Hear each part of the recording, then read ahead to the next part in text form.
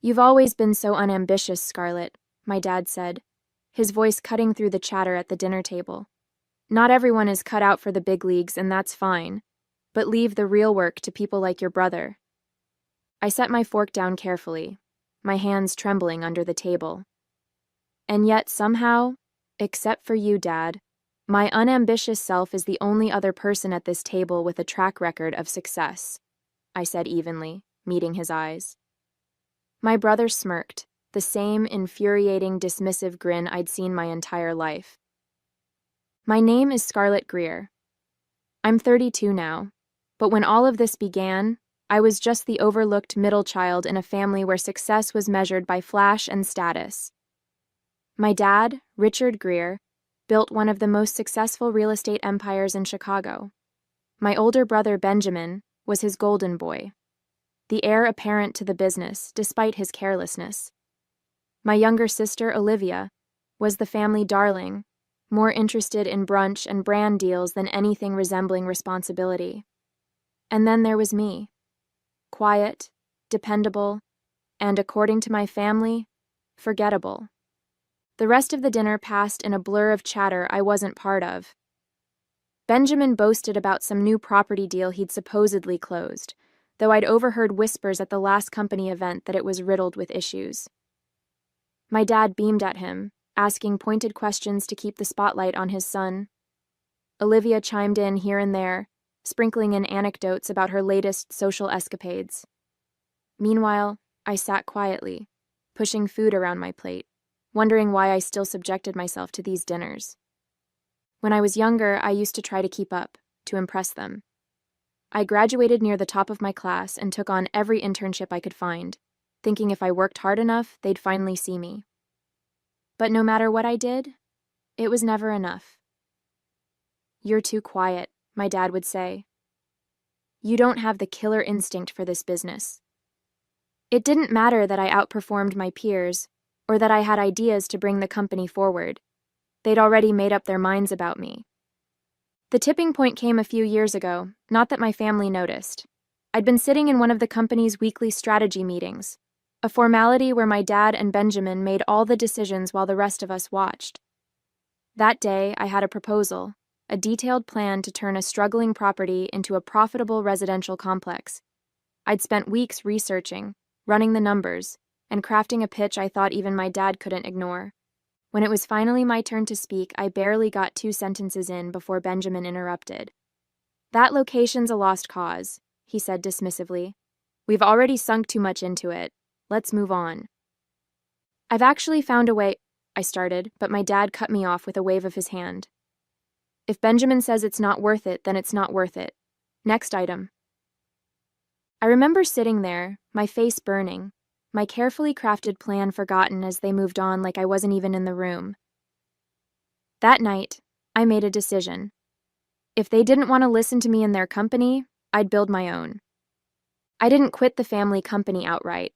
That would have drawn too much attention.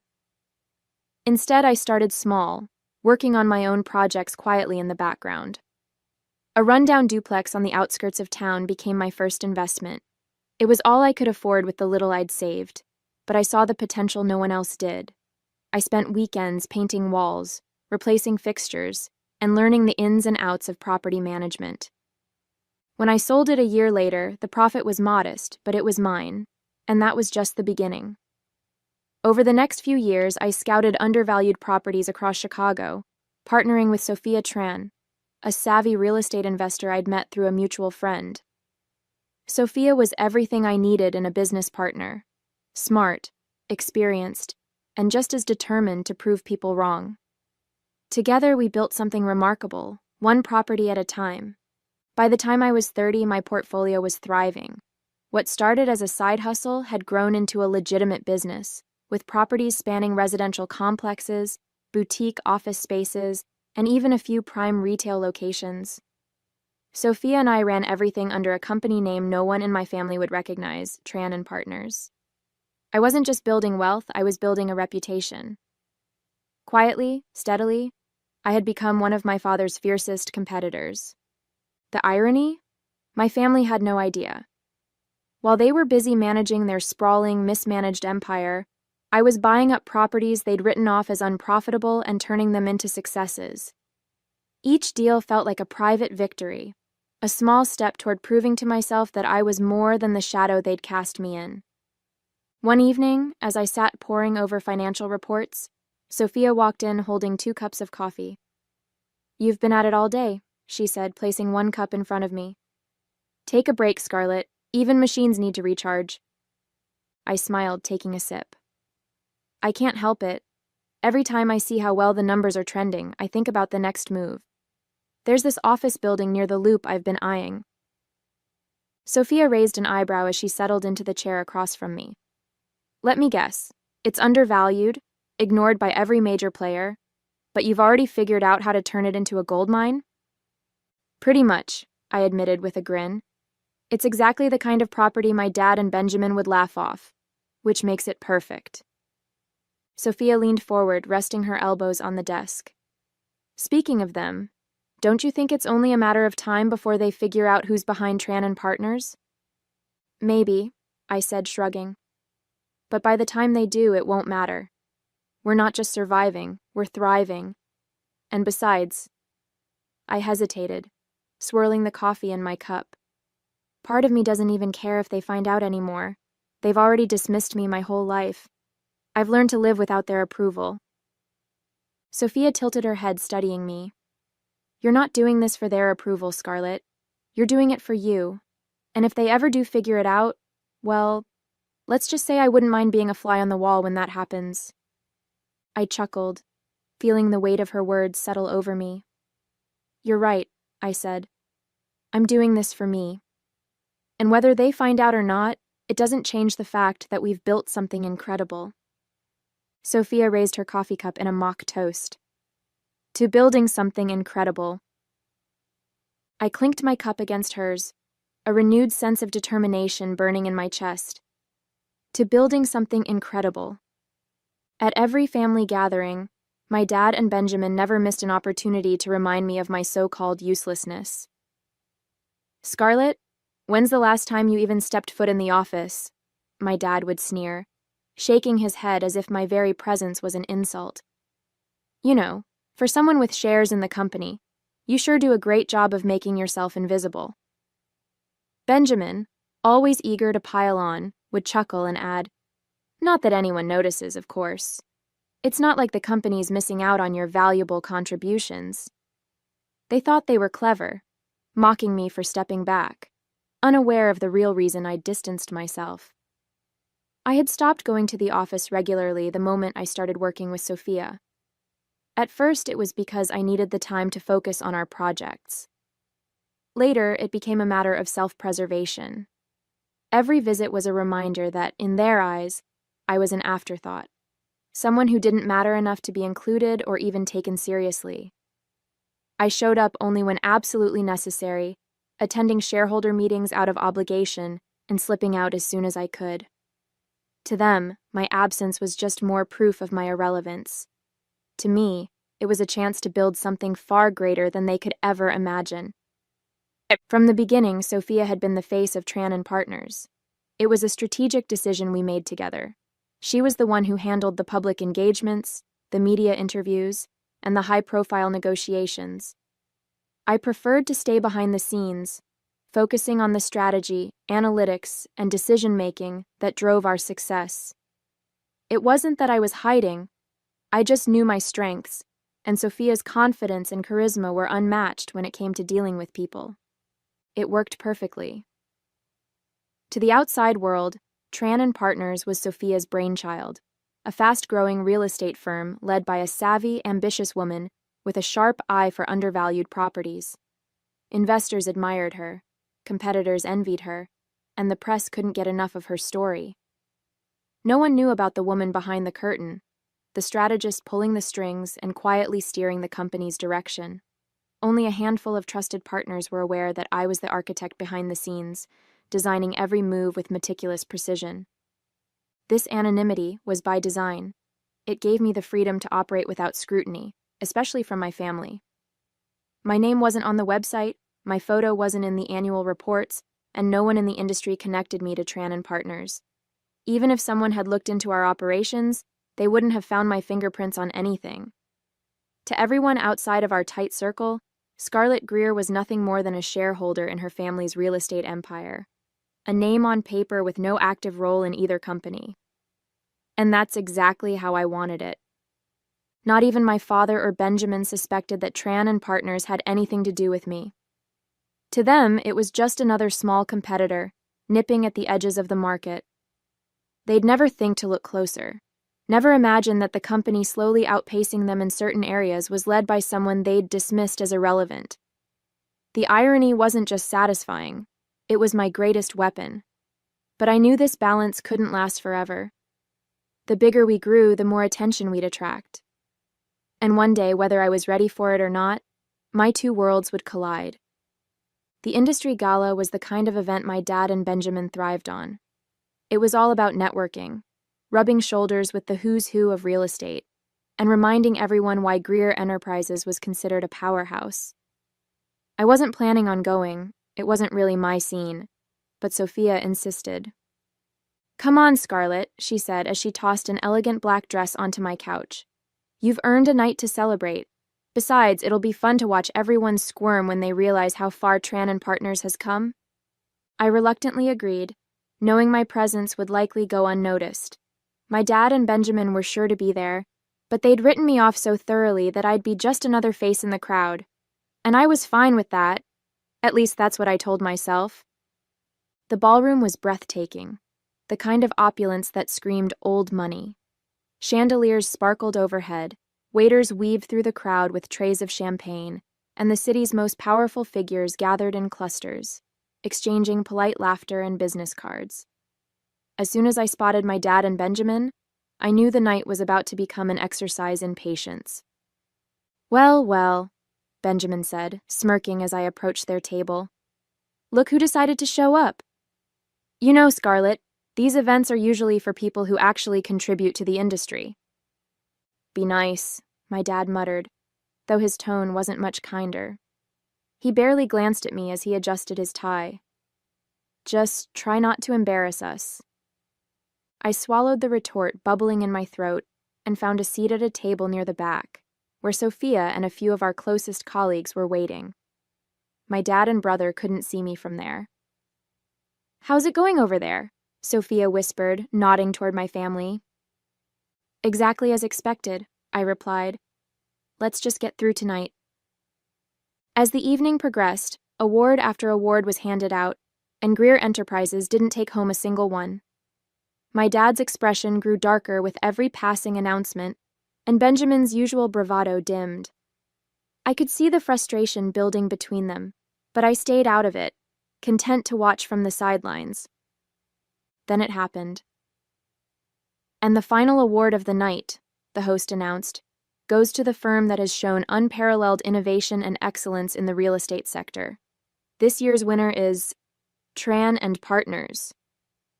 My heart skipped a beat as applause erupted around the room. Sophia rose from her seat, beaming as she made her way to the stage. My dad and Benjamin exchanged confused glances, clearly wondering how a smaller firm like Tran and Partners had managed to overshadow them. Sophia accepted the award gracefully, her poise and charisma commanding the room as she took the microphone. "Thank you," she began, her voice warm and steady. "This recognition means so much to Tran and Partners and to everyone who has contributed to our journey. When we started this company, we had a vision: to find value where others saw none, to innovate where others played it safe, and to build not just properties, but opportunities. And tonight, being here among so many talented people, this award feels like validation of that vision." Applause rippled through the crowd, polite and appreciative, but Sophia wasn't finished. She adjusted the microphone and took a small step forward, her expression softening into something more personal. "But," she continued, her voice taking on a deeper resonance, "this moment isn't just about me or even our team as a whole. It's about someone who has worked tirelessly behind the scenes, someone whose brilliance and determination have been the driving force behind Tran and Partners. I'm standing here tonight because of her vision, her strategic mind, and her unwavering commitment to excellence." I froze in my seat, my stomach tightening. Sophia's eyes swept across the room before landing on me, a small, knowing smile on her lips. Many of you may not know her name, but that's because she prefers it that way.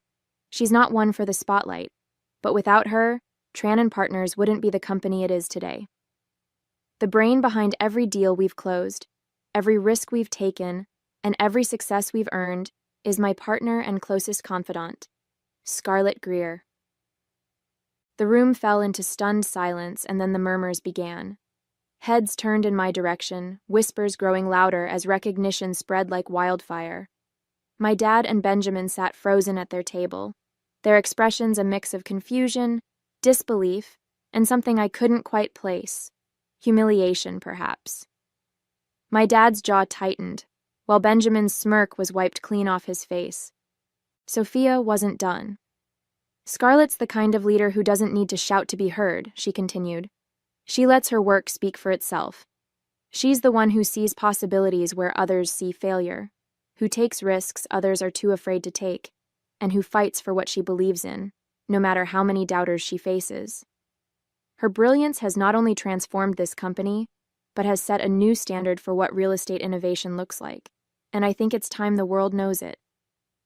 Her words hit me like a wave, each one breaking down the walls I'd built to protect myself from the doubt and dismissal I'd endured for years. The murmurs in the room grew louder, but so did the applause.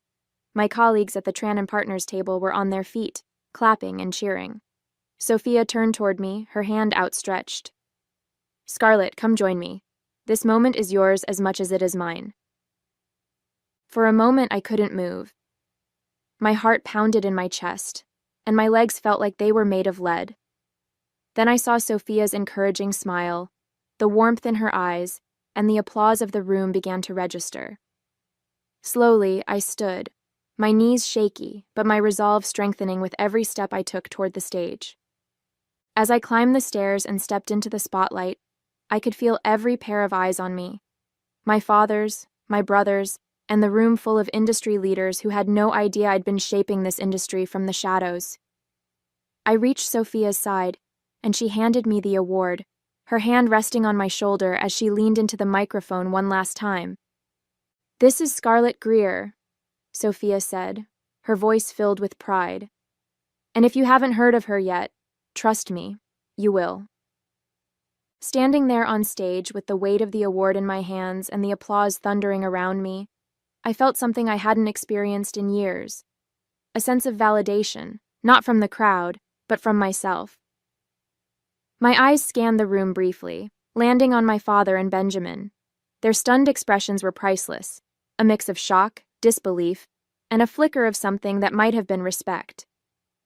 Sophia leaned toward me, her voice low and steady. Say something, she whispered, her hand giving my shoulder a reassuring squeeze. I stepped up to the microphone, my heart pounding. I wasn't one for speeches, but this wasn't about grandeur. It was about being seen. I took a deep breath and spoke. Thank you, I began, my voice clear despite the lump in my throat. This is unexpected but deeply meaningful. When Sophia and I started Tran & Partners, we knew we were taking a chance, on properties others dismissed, on ideas others ignored, and on ourselves. Tonight is proof that those risks were worth it. The crowd clapped politely, but I wasn't done. To everyone who believed in us, thank you. And to those who didn't, well, I allowed myself a small, sly smile. Thank you for underestimating us. It gave us the fuel to succeed.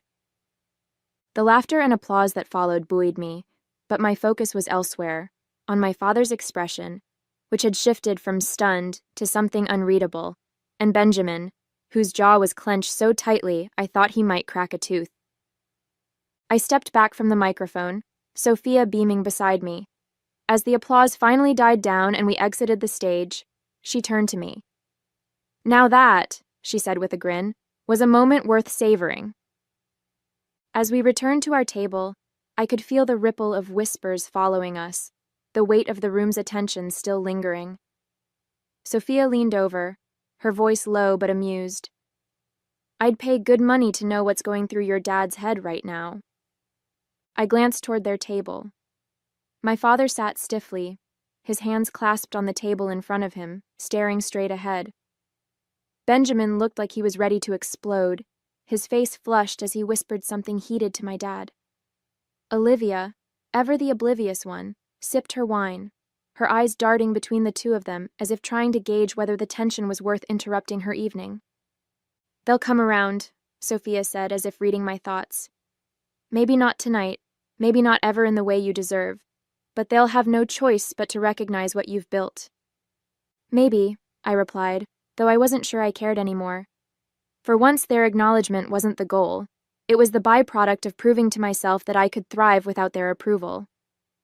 As the event wound down, I couldn't avoid them any longer. My dad approached our table, Benjamin trailing a few steps behind. Sophia, ever poised, stood as he arrived, extending her hand with a gracious smile. "Mr. Greer," she said warmly, "it's an honor to meet you." He shook her hand stiffly, his usual confidence absent. "Likewise," he replied, his voice strained. His eyes flicked to me, a mixture of pride and discomfort flickering in his expression. "Scarlett, we need to talk." Benjamin snorted, crossing his arms. "Talk? What's there to talk about? You've clearly been busy undermining the family business behind our backs." Sophia's smile didn't waver, but her tone hardened just enough to send a chill through the air.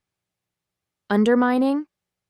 I'd say Scarlett's been doing what you should have been doing, innovating and succeeding. But I suppose we can leave that discussion for another time." Benjamin's face turned a deeper shade of red, but my dad held up a hand to silence him. "Enough," he said sharply. He turned back to me. "Scarlett, can we step outside for a moment, just the two of us?" I followed my dad out onto the terrace, the cool night air a welcome relief from the intensity of the ballroom. The city lights stretched out before us, glittering against the dark sky. He stood silently for a moment, his hands resting on the railing, his shoulders unusually tense. Finally, he spoke. "I didn't know," he said quietly, his voice heavy with something I couldn't quite place. Regret, maybe. "I had no idea you were capable of all this." I crossed my arms, leaning against the railing beside him. "That's because you never cared to find out," I replied, my tone even but firm. "You and Benjamin were so busy dismissing me that you didn't bother to see what I was doing. You wrote me off without a second thought." He sighed, his gaze fixed on the skyline. "I thought I was protecting you." "Protecting me from what?" I asked, unable to hide the frustration in my voice. "From proving you wrong? From showing you that I could do more than you ever gave me credit for?" He turned to face me, his expression earnest for the first time in years. "From failing," he admitted. "This business, it's brutal, Scarlett.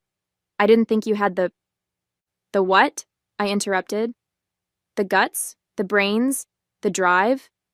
What exactly did you think I lacked?" His silence was telling, and for a moment I felt the sting of old wounds reopening. But then he shook his head. "I was wrong," he said simply. "I see that now. Tonight made it impossible to deny." A couple of days later, my dad requested a meeting at my office. He showed up precisely on time, wearing his usual sharp suit and carrying a briefcase that somehow made him look even more imposing. Sophia was already waiting in the conference room when he arrived, poised and unflappable as always. I joined them, feeling a mix of curiosity and inevitability about whatever he was about to propose. He wasted no time getting to the point. "Scarlett, Sophia," he began, opening his briefcase and sliding a folder across the table. "I've spoken with the board, and we're prepared to make an offer to acquire Tran and Partners. We believe your expertise and vision would be an invaluable addition to Greer Enterprises." Sophia raised an eyebrow, her expression cool as she glanced at me before responding.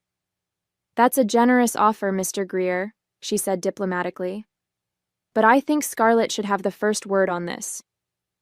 My dad looked at me expectantly, his confidence barely masking the uncertainty beneath it. I didn't even need to open the folder to know my answer. I leaned back in my chair, meeting his gaze directly. No, I said simply. His brows furrowed, clearly not expecting such an immediate and decisive response. Scarlett, at least consider— No, I interrupted, my voice calm but firm. I've worked too hard to build something that's mine. I'm not going to give that up to go back to a company where I spent years being overlooked and dismissed. I'm free now, Dad, and I'm staying that way. The silence that followed was heavy, but I didn't regret my words. Sophia smiled faintly, a silent show of support, while my dad sat back, looking as though he didn't quite know what to do with himself. For once, he couldn't argue. He couldn't deny my success, and he couldn't buy my respect. Finally, he nodded, closing the folder and standing up. I underestimated you, Scarlett, he said, his voice quieter than I'd ever heard it. I won't make that mistake again. As he left the room, I felt a weight lift off my shoulders. I didn't need his validation anymore. I had built my own path, my own success, and I was finally free to walk it without looking back. Hey there! Did you like the story? If you did, don't forget to hit the like button and subscribe to the channel. It helps us a lot and makes sure you won't miss out on more great stories we share here. Thank you for watching, and we'll see you in the next one.